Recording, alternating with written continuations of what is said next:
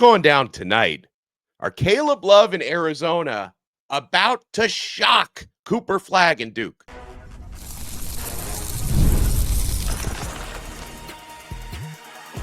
You are Locked On ACC, your daily podcast on the Atlantic Coast Conference. Part of the Locked On Podcast Network, your team every day.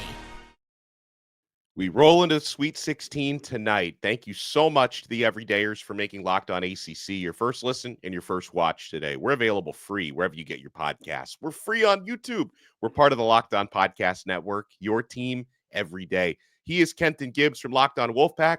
I am Alex Dono from Locked On Canes. So, Kenton, tonight we're doing a preview and not a post-game show because I don't like staying up past 10 o'clock, and they're playing at 9:39 p.m. tonight.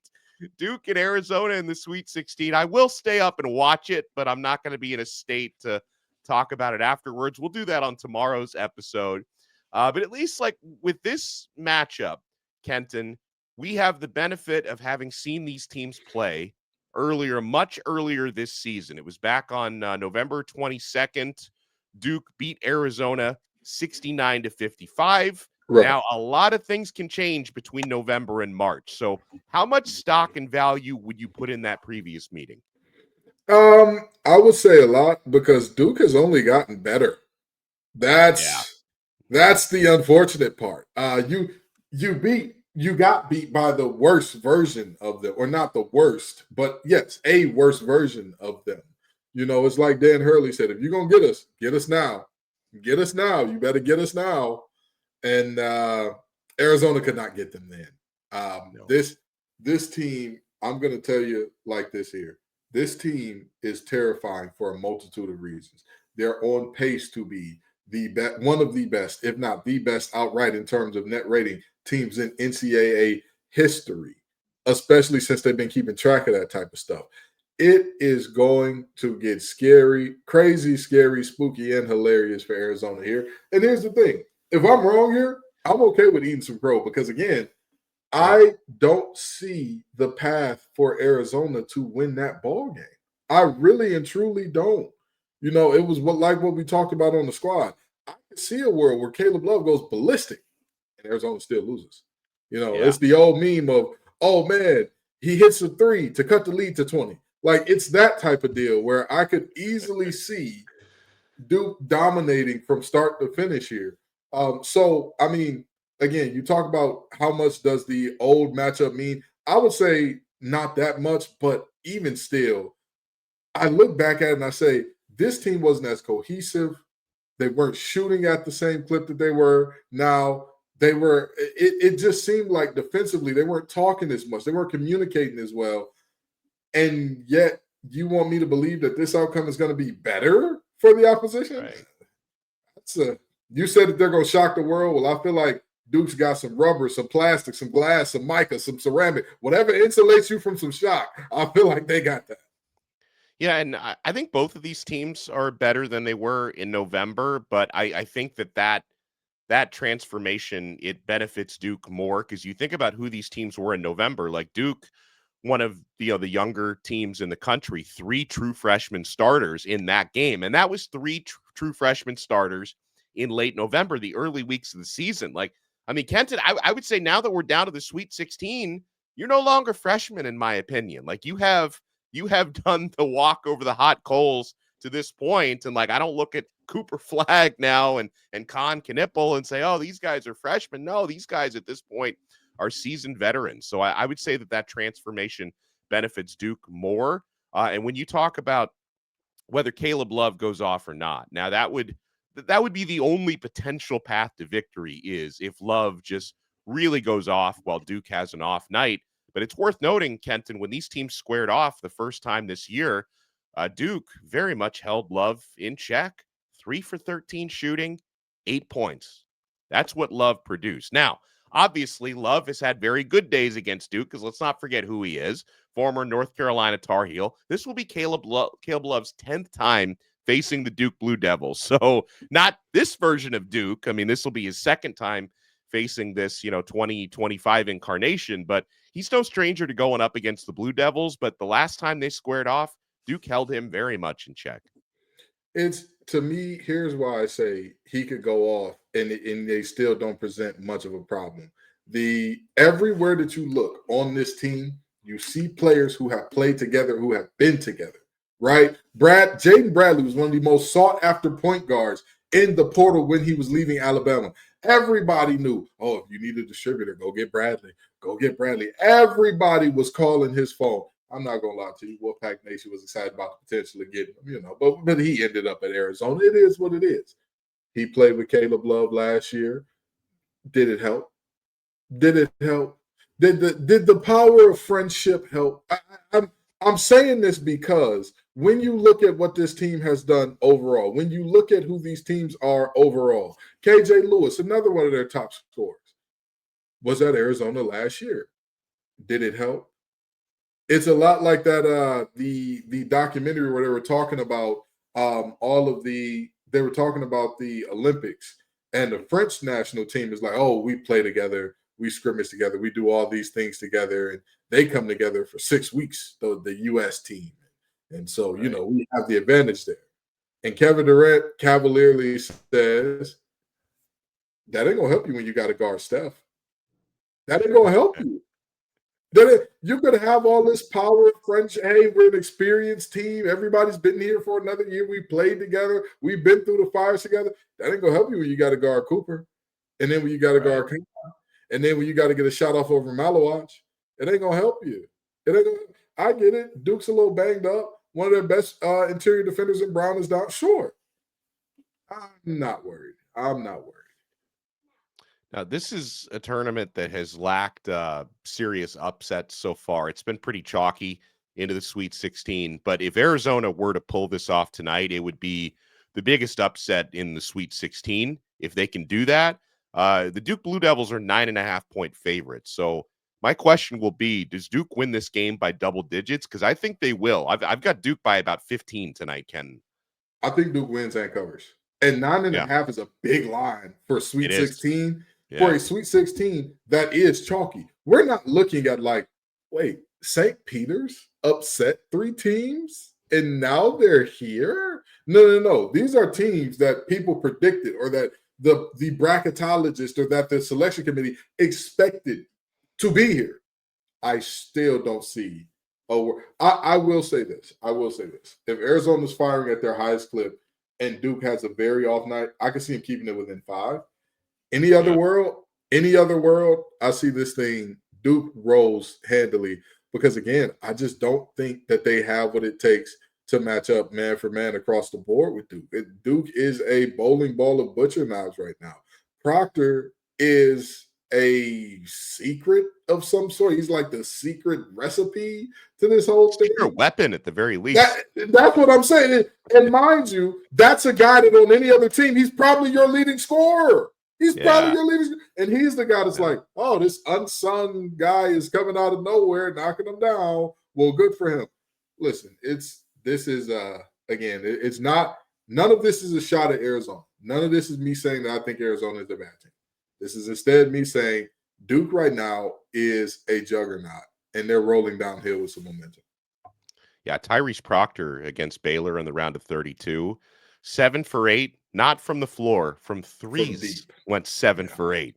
So, I mean, if he can go 5 for 8 tonight, they're probably going to be in good shape. So, yeah, in the men's Sweet 16, we only have Duke left from the ACC.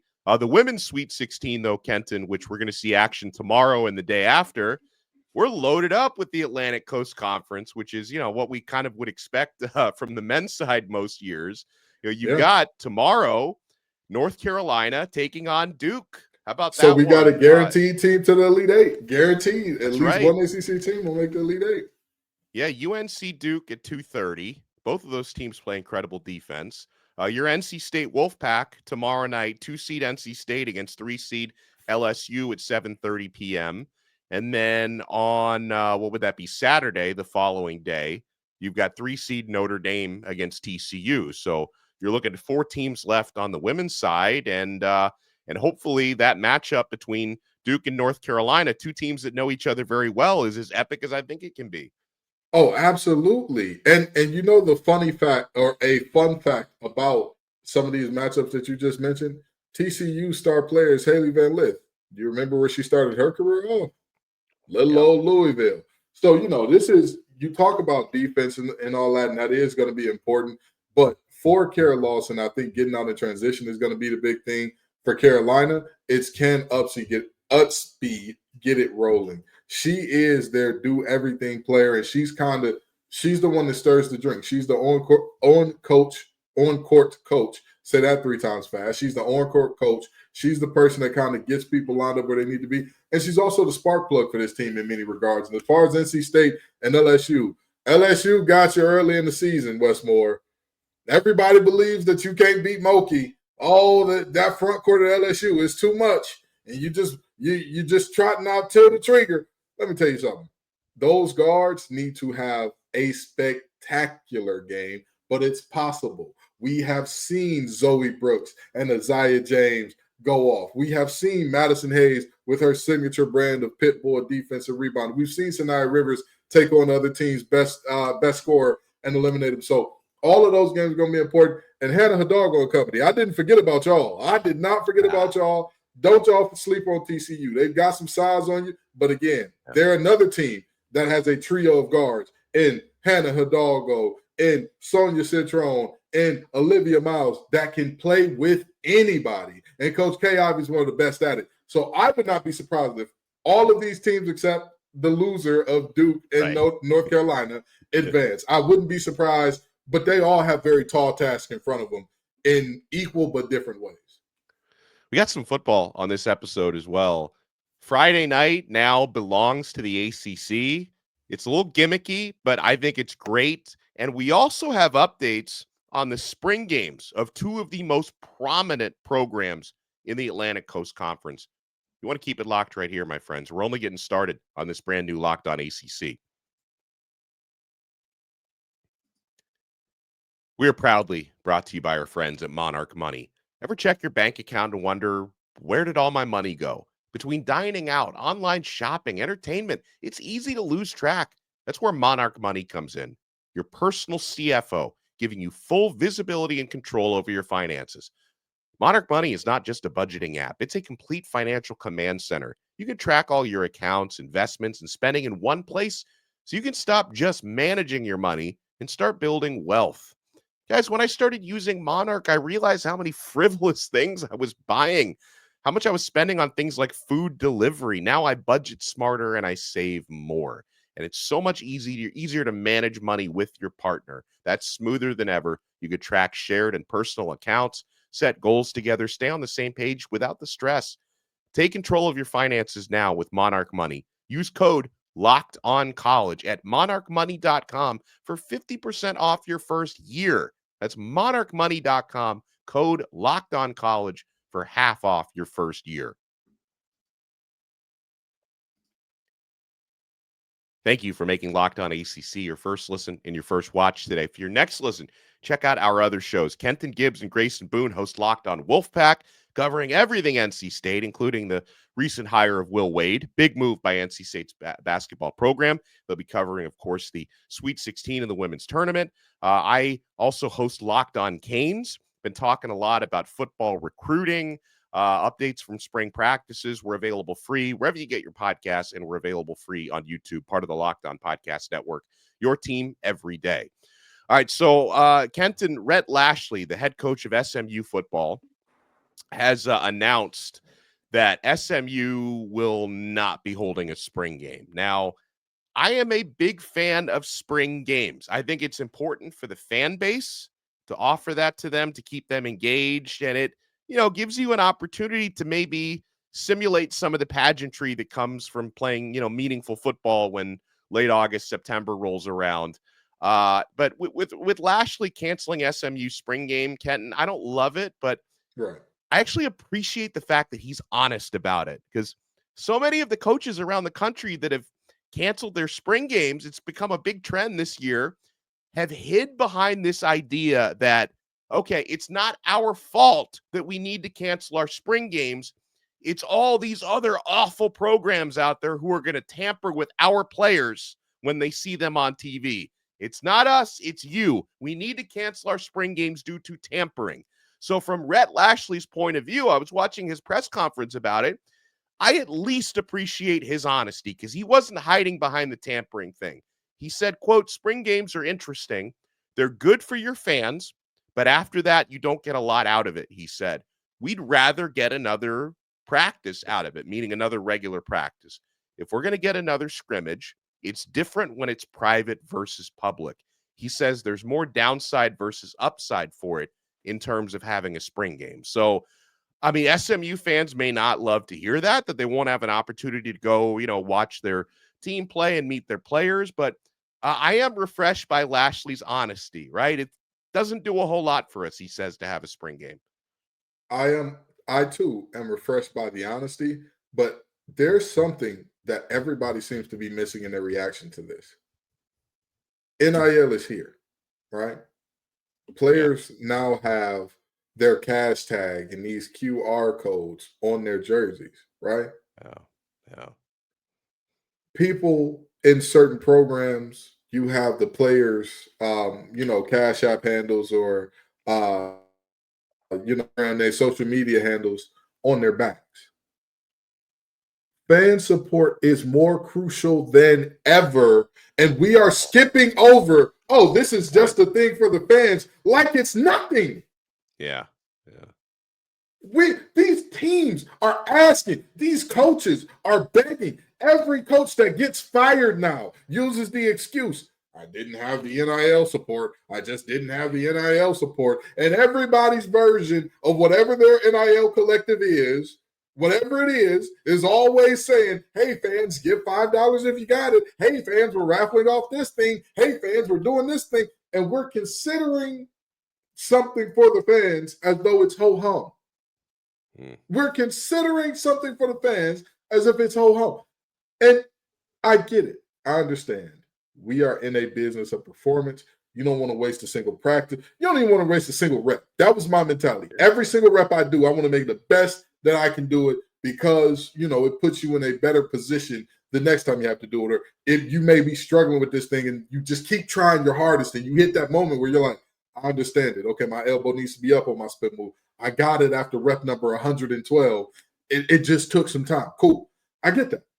But what I don't get is, again, this complete disregard of the people that you're asking to support your programs. That's a darn good point.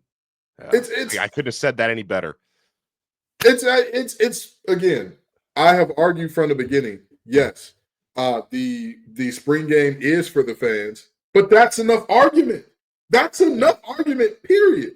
If you're going to ask the fans to do more than put your butt in the seats in this economy, if I'm going to ask you to give some money, I'm going to do everything I can for you. Hey, we're going to have Meet the Mustangs Day. We're going to have a spring game right after Meet the Mustangs Day. We're going to do pictures of all that.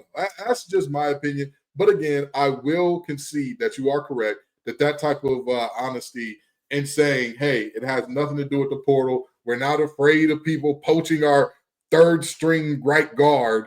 It's beautiful to hear that. You made such a good point about that, and it's why I feel the fan interaction is so important. Clemson's going to have a spring game, but Dabo explained how they're doing it differently. So I'd like your take on this. So Clemson, they're going to have, I assume they do theirs at Death Valley because he was talking about getting 50,000 plus fans. So they're still doing their spring game. They're just not televising it. So obviously from where I sit selfishly, because I'm probably not going to get out to South Carolina to watch in person, I would like to be able to watch Clemson's spring game on TV. But at least Kenton, they're still doing it. Like they're still having the event. They're still going to have probably 50,000 plus there. It's just not going to be available for the masses on TV or stream. Yeah, and to me, that's what it's about. If you don't want to televise it, if you don't want to do all this stuff, that's fine. But again, your fans are your lifeline more now than ever.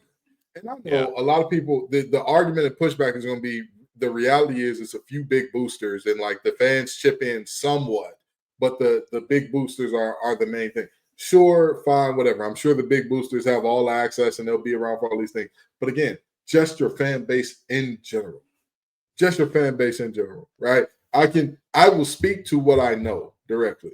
when there was a push to get Will Wade hired, the One Pack NIL, which is the collective at NC State, collected hundreds of thousands of dollars and more memberships than they ever had in like that sort of a span of time ever. So I'm not saying that like, hey, that's going to be the difference between winning a national championship and not. But $200,000, $100,000 ain't nothing to scoff at. Right. That may not be enough to get you a Cam Ward or a Nico I outright, but that may help you get over the hump. That may, hey, we're close. We need a little bit more. And then you find out, oh, it is John and Jane, every man and every woman, every person that's helping us pay for this thing. So I applaud Clemson on the way that they're doing. If you're so worried about poaching, fine. Close it off to everybody but y'all fans, whatever. Let that thing rock. But to get rid of it altogether in the name of we need one more practice in February, in March, that one extra practice is going to be the difference. It's like, come on, man. Let's not. Oh, they're going to come for our backup kicker, Dono. You know, our backup kicker. Nobody knows he can hit from 45 except us. We're the only ones. And if we play this spring game, everybody going to see it. Well, when we come back, the ACC wants to own a certain night of the week during football season. We'll explain why this is a good thing and it's an opportunity. You want to keep it locked right here. We're not done yet on Locked On ACC.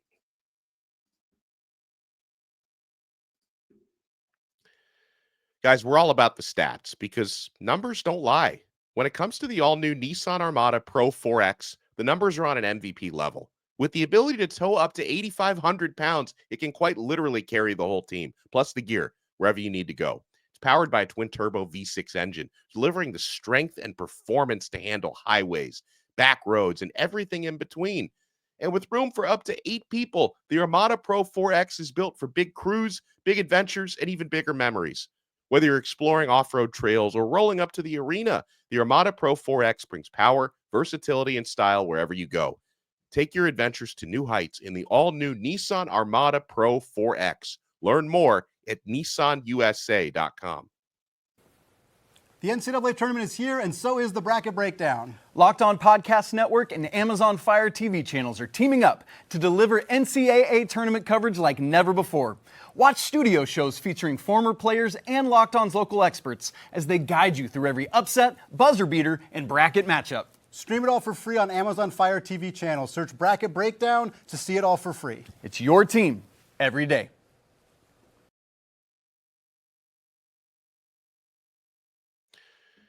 Welcome back to Locked On ACC. Huge shout out there to Isaac Shade and Andy Patton, who are keeping us all updated on the tournament, men's and women's.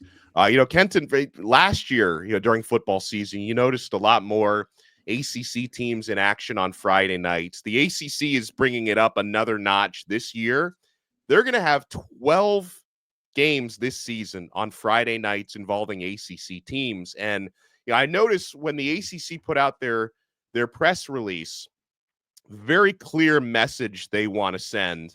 They're like the Don Draper, Mad Men. They're trying to put it out there subliminally, but I see what they're trying to do. They said the ACC football to own Friday nights this fall.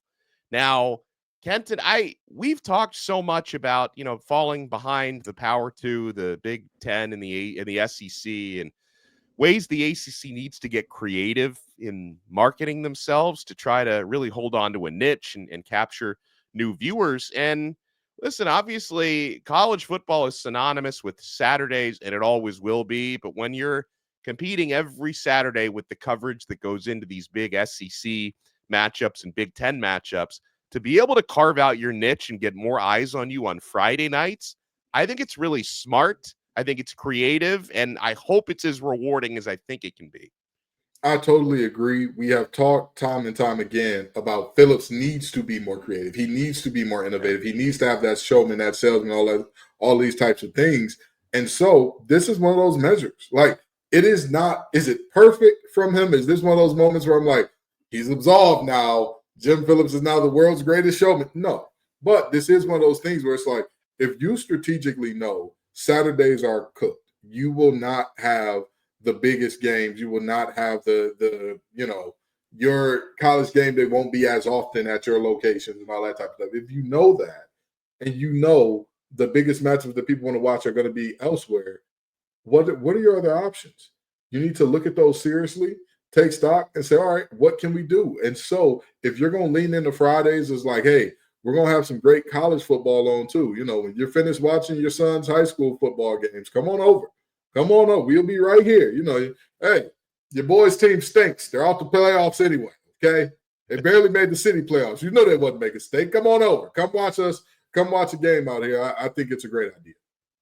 Let's go through the Friday matchups. Some of these are much more compelling than others. They're not all blockbusters, but so the first Friday night, there are actually going to be 2 ACC involved games. August 29th, Georgia Tech at Colorado. I love that one. Coach Prime against Coach Key, and obviously Colorado is going to be the one that probably draws, more eyes to the set. I acknowledge that, but Georgia Tech, darn good football team last year. I think they can be again this year. They probably underachieved a little bit last year just based on, how well they played, beating Miami, taking Georgia to 8 overtimes on that same Friday night. I'll probably pay a little less attention to Kennesaw State at Wake Forest, but both of those games are happening on that same opening Friday.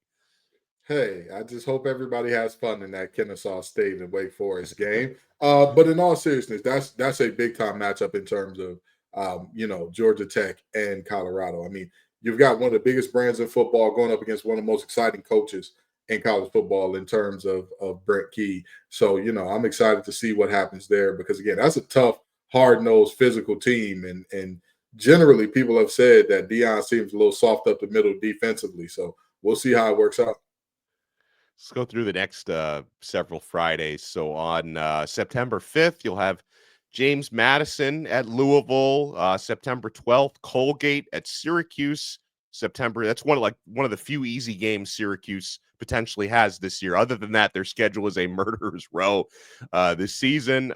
September 26th, Florida State at Virginia.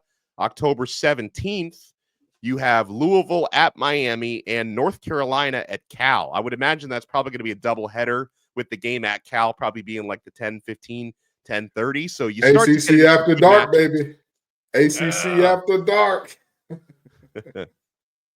You love that. Moving on, you've got October 24th, Cal at Virginia Tech. October 31st, North Carolina at Syracuse. November 14th, Clemson at Louisville. That's a big one. Remember what happened last year in that game. November 21st, Florida State at NC State. There you go, KG.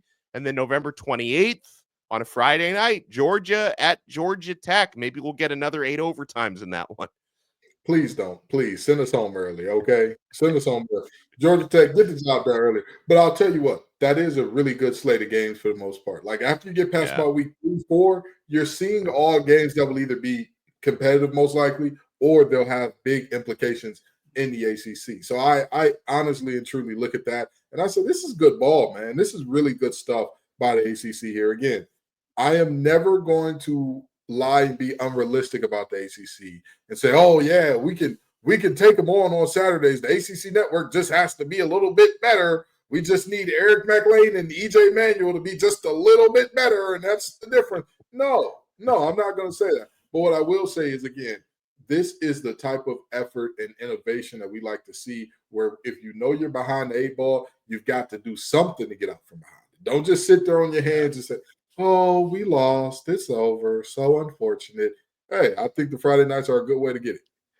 Yeah, and having meaningful Friday night games. A couple other reasons why I love it. Number one, like if your team is playing in a Friday night game, it doesn't screw up your week as much as a Thursday nighter. Because like the Saturday to Thursday turnaround is like it's quick enough that it can kind of can kind of mess up your prep, I should say. The Friday night game, not so much. And then also, Kenton, having good Friday night games, like once the NFL season gets started and you've got, all the extra Sunday and Monday and Thursday NFL games, you pretty much have every day of the week covered, right? I mean, maybe Wednesdays, Tuesdays, sometimes you don't have football, but every other day of the week. Maction. You forget about that Maction in the middle of the week. What is that, Wednesday nights? Yeah, I think Maction is Wednesdays, I'm pretty sure. Yeah, so it's only Tuesday then that we don't have much going on.